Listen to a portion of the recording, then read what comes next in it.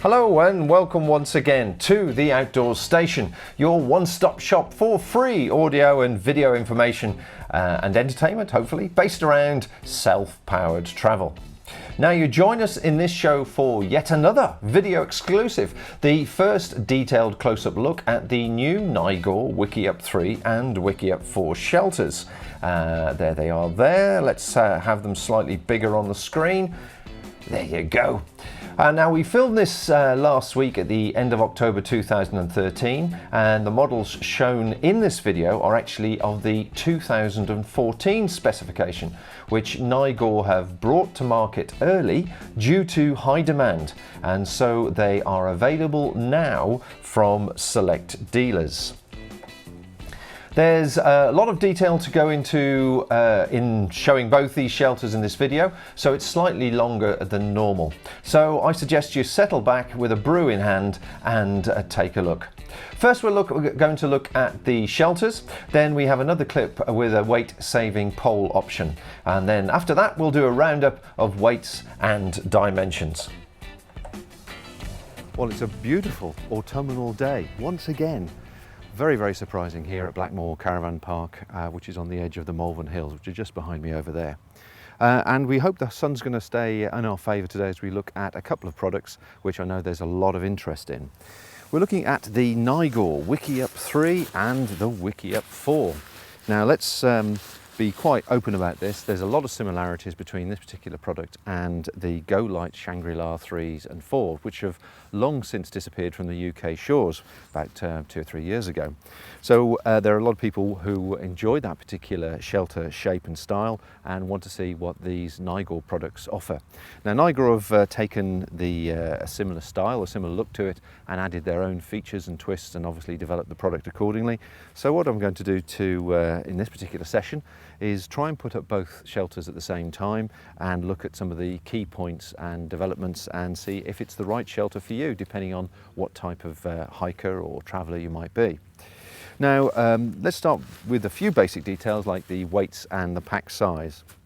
The weight on our scales of the WickiUp 3 is just under 2 kilos at 1,980 grams, and the WickiUp 4 comes in at 2.5 kilos, 2,542 grams. Both very, very acceptable for the size of shelter that they are. The pack size that you're looking at the moment is limited obviously to the section size of the pole, and the folded pole for the WickiUp 3 is 40 centimetres and the WickiUp 4 is 45 centimetres. Why is this important? Well, if you choose to take this complete unit as your camping shelter, and perhaps you're a cycle tourist or even a motorcycle tourist, you would be wanting to know what size can fit inside your panniers. So the folding pole is obviously an important part. So let us now break these down into their component sections. So that's the outer shelter, the inner nest, the pole and the pegs. We'll have a quick look at those, and then we'll start putting it up and looking at some of the key features and design of them. I will admit that I have put up the WickiUp 3. I have a chance to look at that and it looks to be a fantastic shelter. I haven't had a chance to do in the WickiUp 4, so we're learning together on that particular product. So here goes. So we've got both WickiUps now unpacked, and as you can see there's actually a lot of similarity in the bulk of them for packing purposes. But let's just go quickly through the individual weights. As I say, we've weighed them on our scales.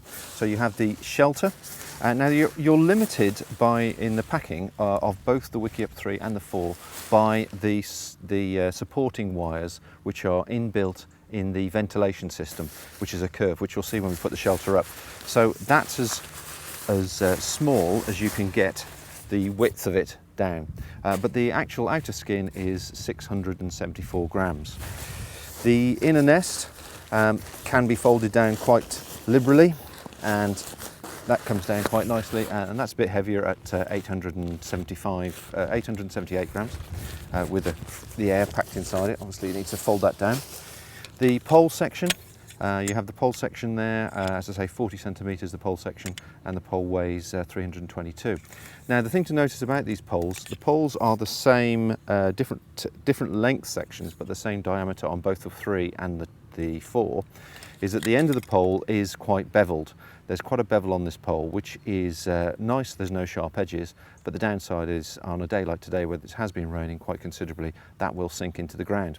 The solution is an old one that I've suggested many a time, and when we did the video on the Shangri-La 3, and that is a motorcycle side stand plate, which you can pick up for a couple of pounds at a motorbike shop. And all I've done is put a small piece of plywood in there, drilled a hole out so it sits, the pole sits nicely in that recess, and it spreads the weight and therefore doesn't sink into the ground during the night, which is a useful tip. And in actual fact, I've heard other people suggest Marmite lids and other similar things. So it's a problem that we've all had to overcome. So did I give you the mention of the weights on that? That was 322 grams, and then you have 8 pegs, 8 orange, red, well, more gold actually, V pegs, and they're 106 grams. Now, correspondingly, on the WickiUp 4, as I said, they've got the same wired supports in the ventilation system, which comes to about there. So that's as small as you can get that down without bending the wire. The outer shelter is 890 grams.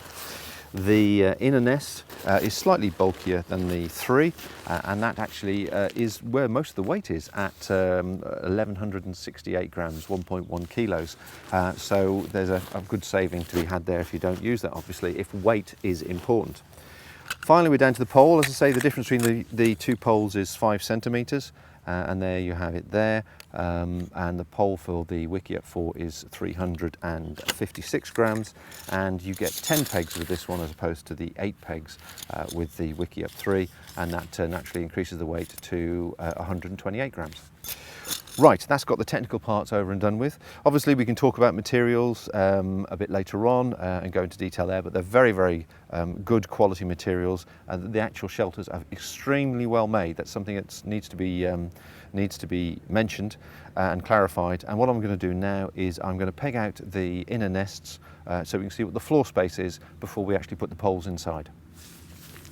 So here we have the inner of the WickiUp 3 laid out, as you can see, hexagonal format. Now bear in mind there's no vestibule with this shelter, so there's nowhere to store gear. So to say that it's a 3-person shelter might be just a little bit cramped, and let me show you.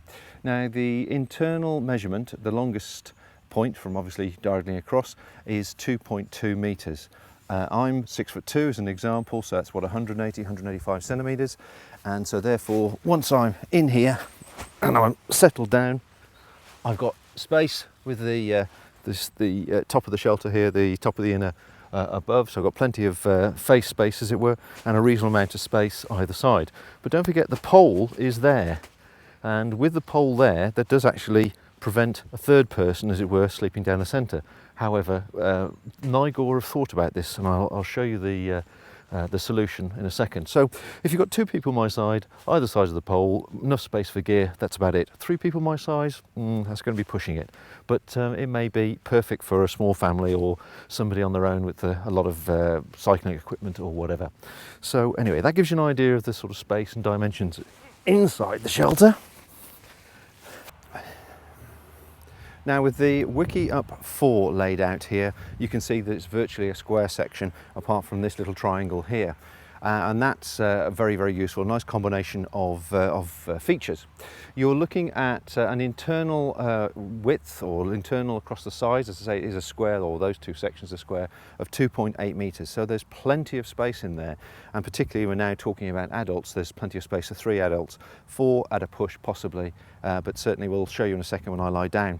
Now this bit that's cut off here, being the entrance, gives you a vestibule and storage area, which is quite useful obviously for when there are a certain number of adults or and so on, and you've got wet boots, wet clothes, or you want to do some cooking or sitting out, shall we say, in the shelter slightly, but away from the inner.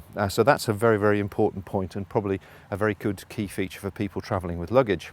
Now what I'm going to do is I'll just do what I did on the other one, is lie down and give you an idea of internal space. I don't want to put my feet inside to make it dirty obviously, but here I am at 6'2", 1.887 centimetres, and I've got plenty of head space, plenty of side space, but of course you've got to bear in mind the pole is just here, and that's an important part to remember. So you'd be struggling to get 2 adults side by side, but you'd certainly have plenty of space for 1 adult here, 1 adult there, and 1 adult across the doorway there. And I'll give you an idea of that space.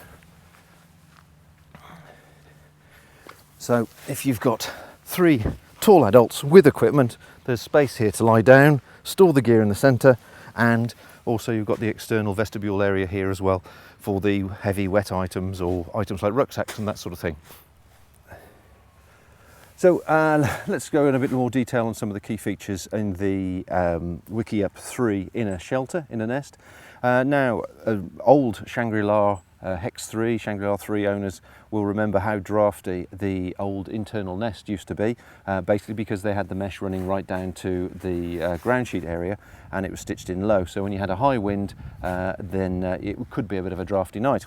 Well, obviously Nigor have looked at this and taken this a stage further. On top of the 10,000mm hydrostatic head ground sheet area, which is nice and tough and definitely super waterproof, they've got a nice light ripstop nylon here, a nice bright sort of beige colour, which will keep it fairly light inside the shelter, and they've got 6 attachment points which clip to corresponding receptacles on the inside of the outer skin, as it were, to keep the inner shelter nice and taut so it doesn't sag like that, which can be a bit inconvenient. They have still got a certain amount of mesh here in the centre, which obviously allows for breathability and airflow, which is just what you want. A nice combination, cuts the draft out, but you can still get plenty of airflow through. And if there's 2 or 3 people in here, or a family, or perhaps you've got a pet or something giving off lots of moisture, you need to have that ventilation to obviously let it breathe. There's a cup section here, which is a reinforced cup section where obviously the pole locates, or perhaps another alternative to a pole, but something equally needs to be protected from the, kept separate from the outer material, which is obviously sensible. And then there's a hook and tab here. Now, obviously, the wise ones amongst you will spot straight away that if you've got an inner pole inside here, and that obviously section is touching the outer skin, propping up the whole shelter, why do you need a tab and a hook? Well, the answer is that Nigor have thought about this and considered the option for people who might want to string up the shelter from a supporting branch. So there is a supporting tab on the outside of the outer skin. It's the same for the Wicki 3 and the 4, and that would mean that you could then pull the shelter up over a branch, and then obviously you could then clip this to the inner tab, peg out your inner nest as you want to, and it means then that the third person that's sleeping down the centre of the shelter is doing so without a pole going through their stomach, which gives you a bit of an uncomfortable night. So that's quite a nicely thought out option. So you can have it with a pole, or if you are camping in those sort of places where you can pull a shelter over a tree branch or whatever, then you have that option. I haven't actually seen it done in the UK, but I'm sure it's a popular way of camping and having a shelter up in the US perhaps, or mainland Europe.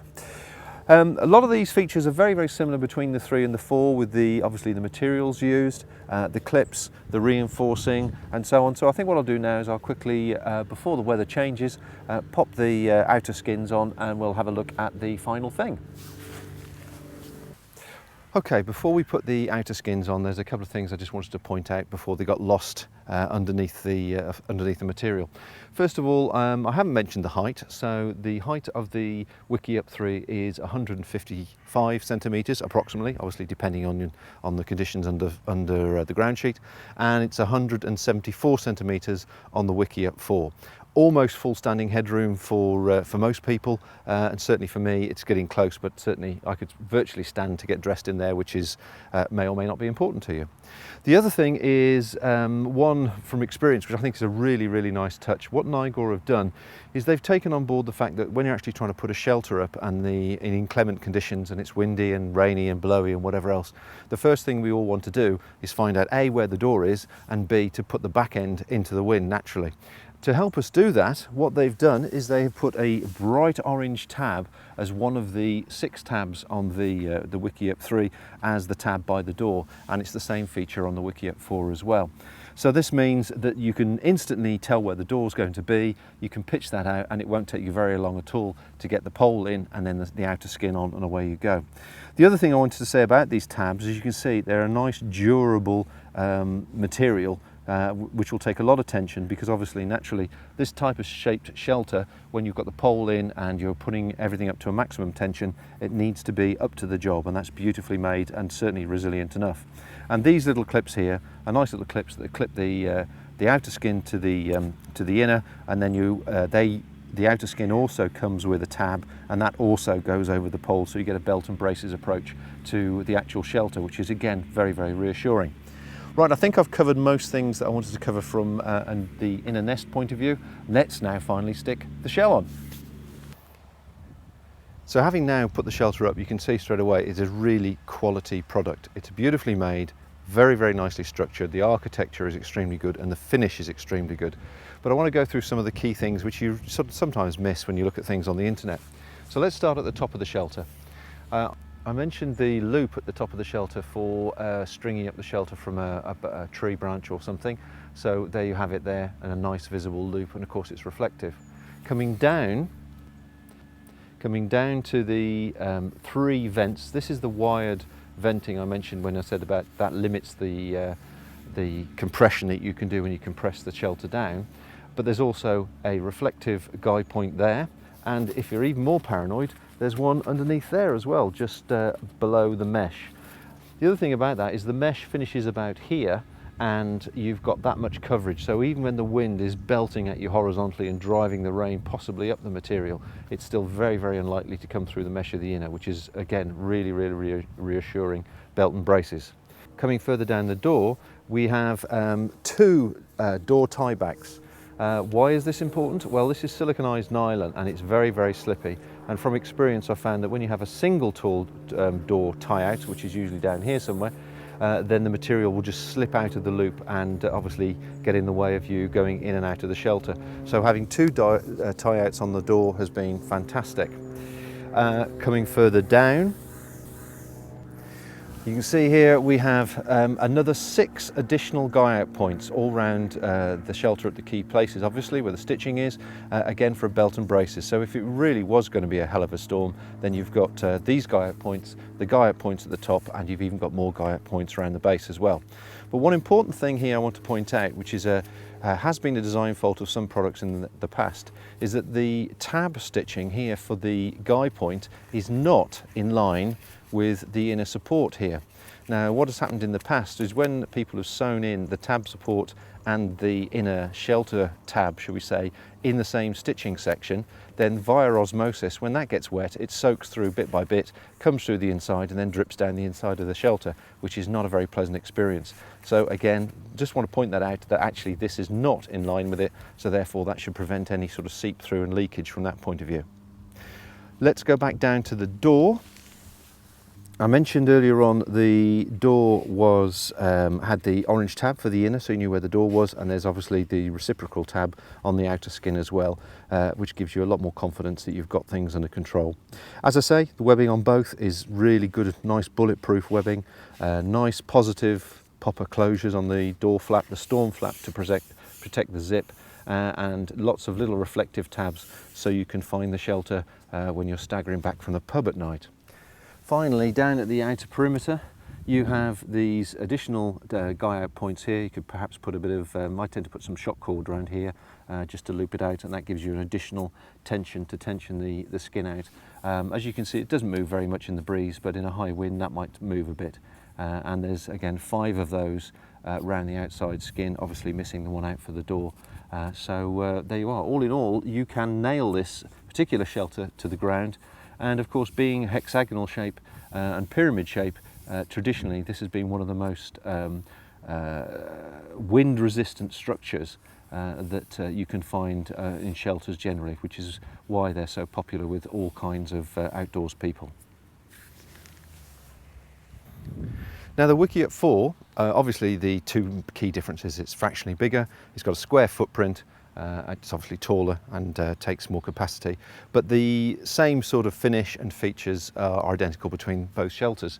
Again, you've got the tab at the top for supporting it off a branch. You've got 2 vents, again with a good overlap, a good sort of 6 inches overlap there between the actual edge of the vent and the wire support here.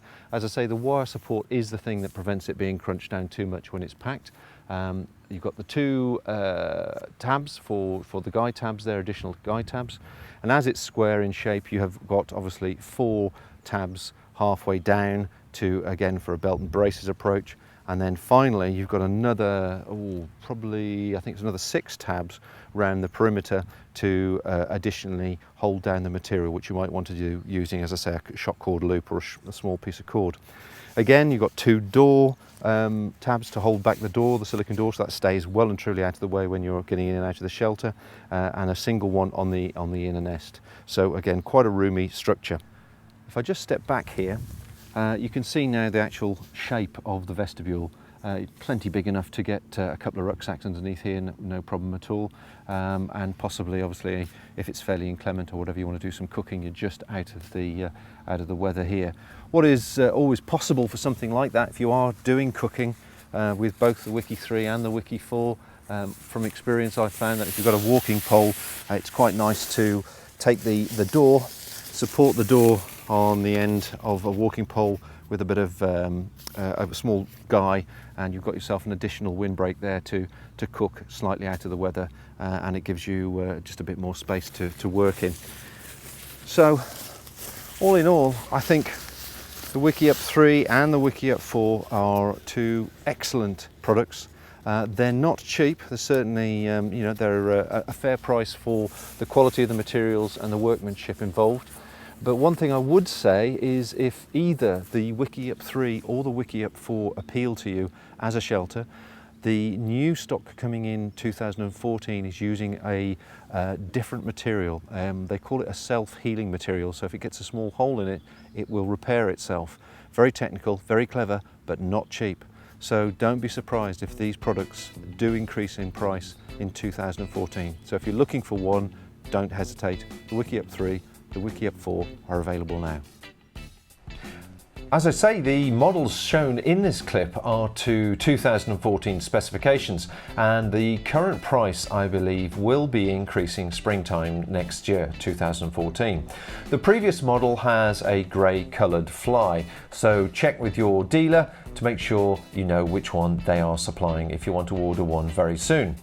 Now, if you want to save a bit of weight up with the WickiUp 3 and use your walking poles instead of the main supplied pole, here is an option open to you.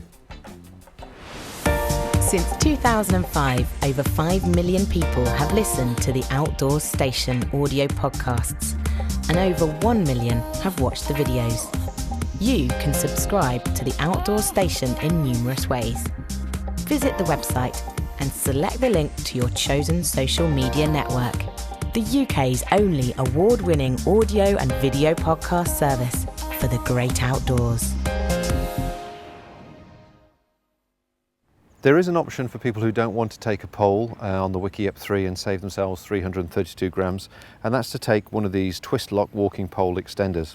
If you've got a pair of walking poles, and you're a walking pole user obviously, that has the traditional size style pole with a twist lock system, you can replace the 2 bottom sections of your poles and link it together with the linking system, and this will give you a nice solid pole like that, which will support the WickiUp 3 no problem at all. Of the linking pole systems that are available on the market, that's probably the strongest one that you're going to find to do that, and as I say, it saves you a good 300 grams. I think these are about 15-20 grams a piece. That obviously cuts down on weight. The other way of doing it would be to obviously cut back on the actual inner nest itself and save yourself a good 800 odd grams on the inner nest, and you've got yourself a silicone shelter with a walking pole, and you're only carrying around 674 grams plus your pegs. Sounds good to me. So let's get back to the overall weights and dimensions. Let's look a bit more detail there. So I'm not going to read them through again, but you can see everything hopefully a bit clearer on the video there of what the total weights are and the individual weights. And not forgetting, of course, that the WickiUp 3, if you take the pole, you are limited to the pole section at 40 centimetres and the WickiUp 4 at 45 centimetres, just in case you're a cycle tourer and want to put that into your panniers. There's the WickiUp 3 internal measurements, once again an external measurement to give you an idea of the full dimensions, and correspondingly there's the WickiUp 4. Okay, so finally let us well, just remind you, there's a lot of information here. Obviously that has brought down the length of the video, as you can see, and you can always rewind it and check it out again if you need to. Now, if you want to hear a bit more about Nigor, these two particular shelters, there's also the WickiUp 6 as well, which is a much bigger one, and plus their other lightweight rucksacks and so on. We did actually interview Nigor at the recent trade show in Coventry, and there they discuss the new packs, some of which are available now and some of which are coming soon, the Mojo, the Zero G and the Gravity, and that's podcast number 364 over on the Outdoor Station. Included in that, there's also a conversation with Cicerone Press where they're discussing some of their latest releases. Well, there you go. It's all good stuff. Of course, it's all free. I'm Bob Cartwright, and this is the Outdoor Station. Bye for now.